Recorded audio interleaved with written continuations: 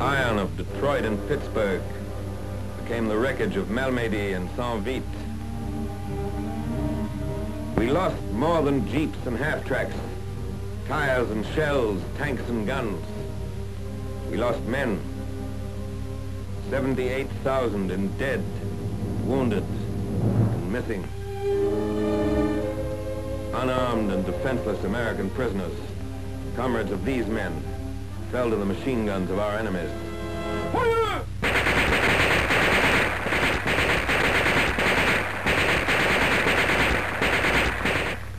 4 weeks later, their frozen bodies, hands and ankles bound, were found where they fell.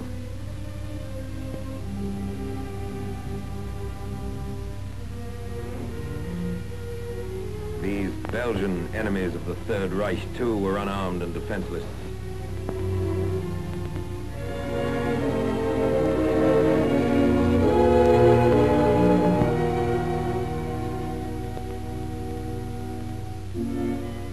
German smoked camels and Chesterfields robbed from American dead. And the Nazi cameraman filmed it to amuse and reassure the moviegoers of Munich and Berlin.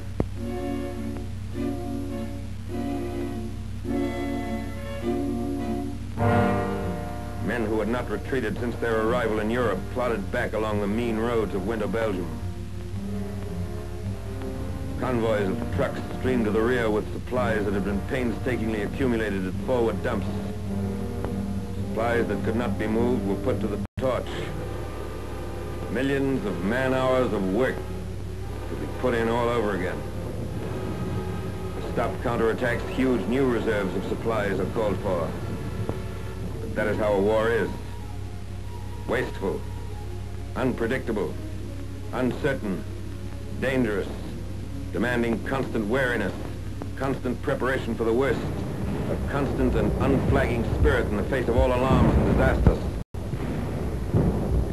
Gallant American units, surrounded and cut off, fought in a sea of enemy armor.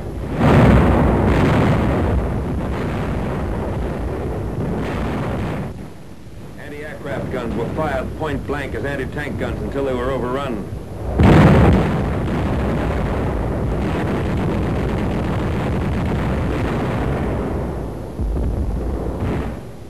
Cooks, bakers, quartermaster and line of communications troops picked up their rifles and fought tenaciously against Nazi columns.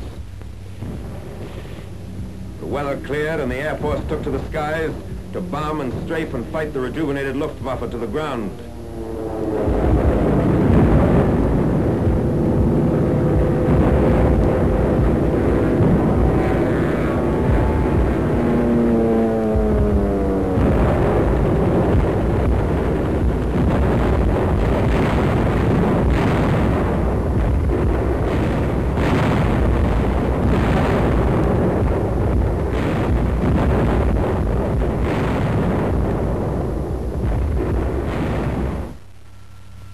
The army held in Belgium.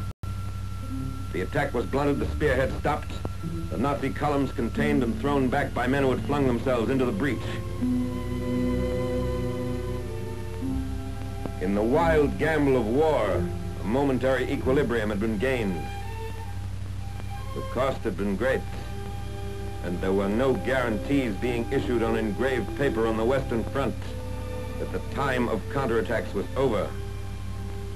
Nor, despite the great victories in the Pacific, were there guarantees being issued that there would be no counterattacks against the many islands we'd won back from the Japs.